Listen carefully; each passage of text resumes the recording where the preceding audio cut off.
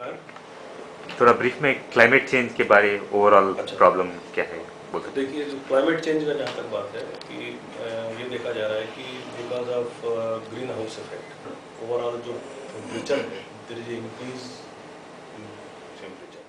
Temperature increase होने के कारण कई तरह की समस्याएं हो रही हैं पैदा। अभी जैसे जिस एरिया के अंदर जैसे स्नो एंड ग्लेशियर्स वगैरह हैं, वहाँ पर अगर मान लीजिए कि जो नॉर्मल था टेम्परेचर उससे अगर ज़्यादा टेम्परेचर हो रहा है, तो अगर हम इस चीज़ को नहीं कंट्रोल करेंगे तो वहाँ से ग्लेशियर धीरे धीरे हमारे जो है वो उनका रिट्रीट हो जाएगा और फ्यूचर में फिर इस तरह के एक जो इम्पोर्टेंट सोर्स है उसका जो है हम लोग डिप्राइव हो जाएंगे। इसके अतिरिक्त यह है कि ये देखा गया है कि सी लेवल राइज हो रहा है, तो कोई भी सेक्टर ऐसा नहीं है जो कि क्लाइमेट चेंज से अछूता रहेगा। केवल वाटर सेक्टर ही नहीं, हेल्थ सेक्टर के अंदर ये देखा जा रहा है कि कई तरीके की के मॉस्किटोज वगैरह हो जा रहे हैं पैदा। जैसे भी आपने देखा होगा कि डेंगू और इस तरह के कुछ मॉस्किटोज से जो कि पहले नहीं थे, लेकिन अब नए नए ब्रीड इसके आ रहे हैं। इसके अलावा ऐसे मॉस्किटो जो केवल एक पर्टिकुलर सीजन में हुआ करते थे, अब थ्रू आउट ईयर रहने लगे हैं, क्योंकि उनको सस्टेन करने के लिए because of increase in temperature उनको एटमॉस्फेयर ऐसा मतलब मिल रहा है।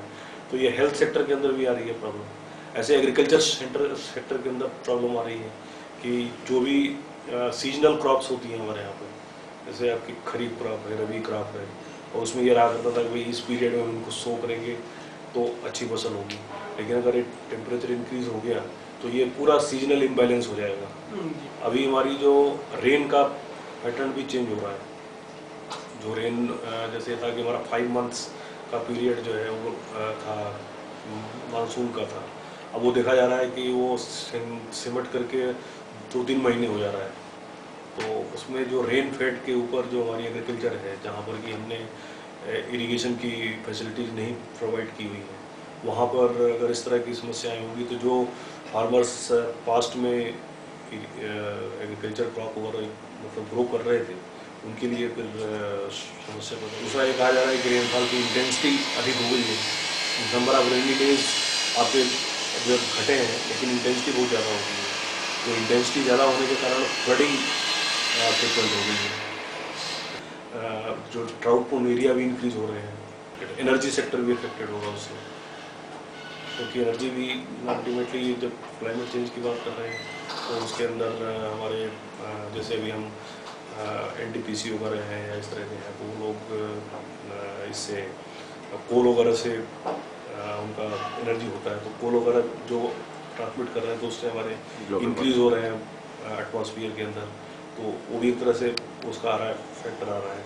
तो अभी हम लोगों को ऐसे एनर्जी के सेक्टर के अंदर भी इसका इम्पैक्ट आ रहा है, तो हम लोगों को ऐसे प्रैक्टिसेज अडॉप्ट करने पड़ेंगे जो कि ग्लोबल जो वार्मिंग हो रही है वो ना हो और हमें एनर्जी वगैरह जो है प्रॉपर जो है मिलती रहे।